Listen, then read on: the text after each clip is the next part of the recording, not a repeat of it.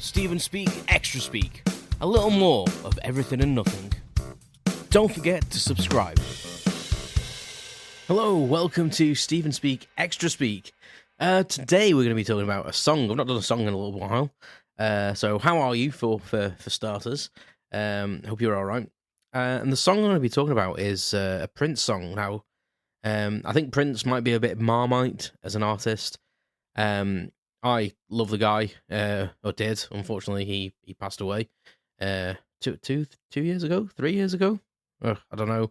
Time flies so quickly. But all I know is when he passed away, we lost him far too soon, and his musical prowess, I probably didn't start appreciating until like in my early 20s.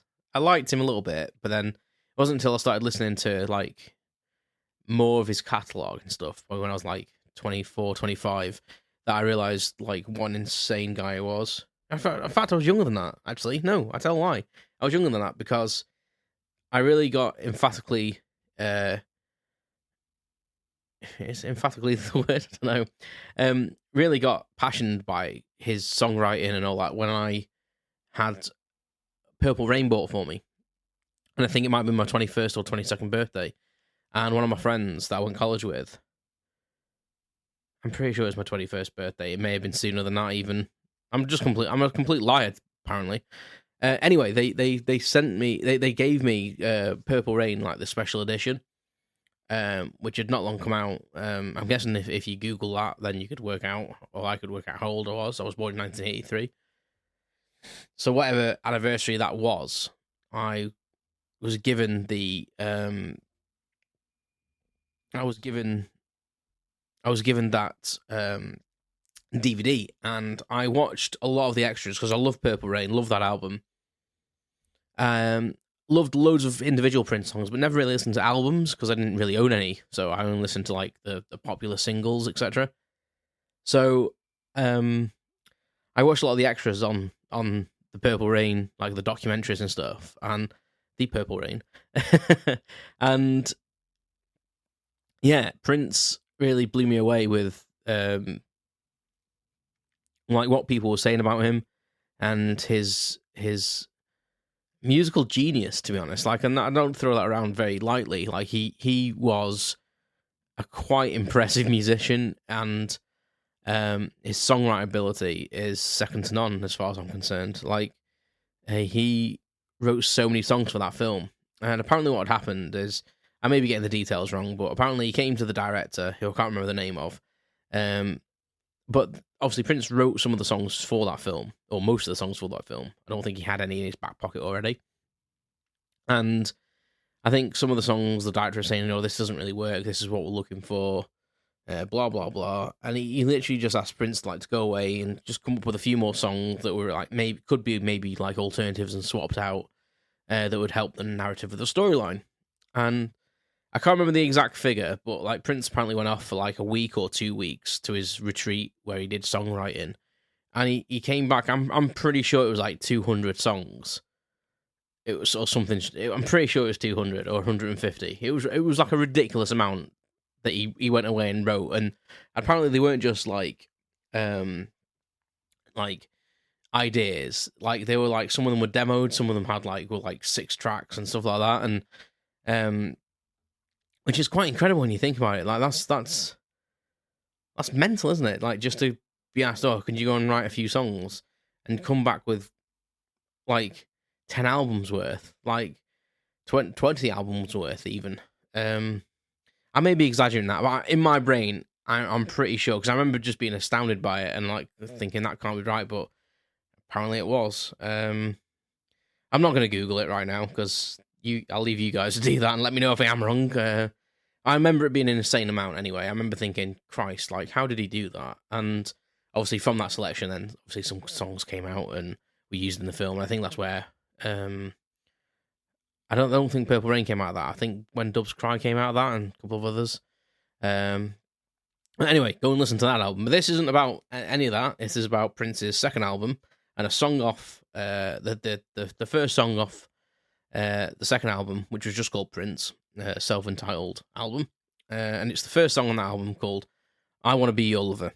And I just love that song. It's a proper funk R&B song, and it just makes me happy. It makes me smile. It makes me want to dance. Makes me sing along to it. And the music video is so 70s, like on that borderline 70s 80s. Very much like that soft focus, a bit like the Billie Jean music video, where it's like almost like echoing visuals and stuff. Very soft focus, just Prince in it. And I think he's playing a bass guitar in the video, actually. And he's wearing like a leopard print or animal print, like all-in-one leotard catsuit thing with, the whole chest exposed in the big V shape as they did, back in the day. And they still do, there's glam rock bands out there still that wear stuff like this. But it's just an epic song. There's this funky guitar all the way through, doing that in the background. Like, it's just, and the bass guitar goes up and down. And the weird thing is that the single version is like 3 minutes shorter than the album version. Like, the single version is just under 3 minutes, like 2 minutes 50, 2 minutes 55. And like the album version is like nearly 6 minutes long, and it's epic. Like, and it has all this, it's like got this, about 2/3 of the way through the song, it just has like a minute and a half, like a minute, maybe a minute and a half of like instrumental. And it has like an extra verse and just obviously extra choruses and stuff like that. But it's just a fantastic song. And the second song on the album is Why Do You Wanna Treat Me So Bad? And that's another belter as well. Very, very similar kind of styles, very funky, very like makes you want to tap your feet, just nod your head, and you can imagine it being played back in the day in clubs and stuff, and people like getting down to it, and but I think that was like Prince's album that kind of like was successful. I did a quick Google before I started this because I wanted to just double check whether it was Prince's second or first album, because I always got that confused. I always think because it's self-titled, it's his first album, but it actually isn't. It's his second. But his first album didn't really do overly well. It was called For You, and in the US, it peaked at 138 in the album charts, 156 in the UK, and Prince went in at 22. So, like, massively more successful. But I mean, his biggest hit probably following, obviously, probably because of the film release as well, which debuted at number 1, was obviously Purple Rain. But yeah, just absolutely insane song. Obviously, go and listen to that song. Go and listen to that album. Actually, the album's brilliant. I Feel Bad for You. It's Got So Lonely. Sexy Dancer. They're all good songs. Very of the day, but very Prince. Carries that funk style. Always good moving bass lines. Always has that little funky guitar, twanging away. Just super ace, really. I just love Prince, and it's only, I think, and again, since he's passed away, like, I've been listening to his music so much, so much. And I do get, I'm like one of these people. I get a little bit obsessed with an album or something like that, and I'll just play it and play it and play it, and I won't play it for a while. Did that with Skunk and Nancy recently, but also I've done it with Ryan Adams and various people. But I'll get a song in my head, and then I'll just be like, right, that's it, shuffle them, and that's all I'll listen to for days.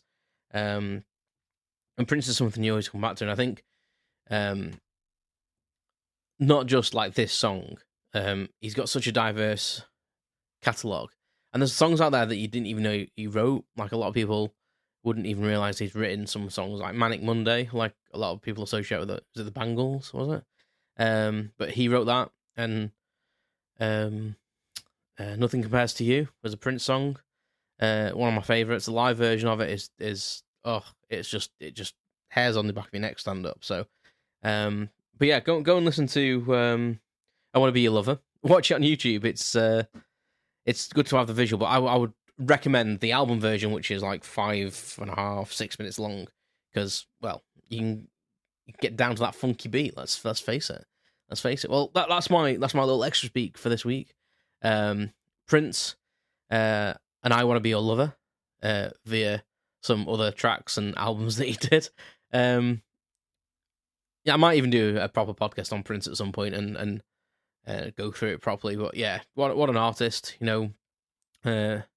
much loved, much missed, and I think misunderstood by most people that say they don't like him.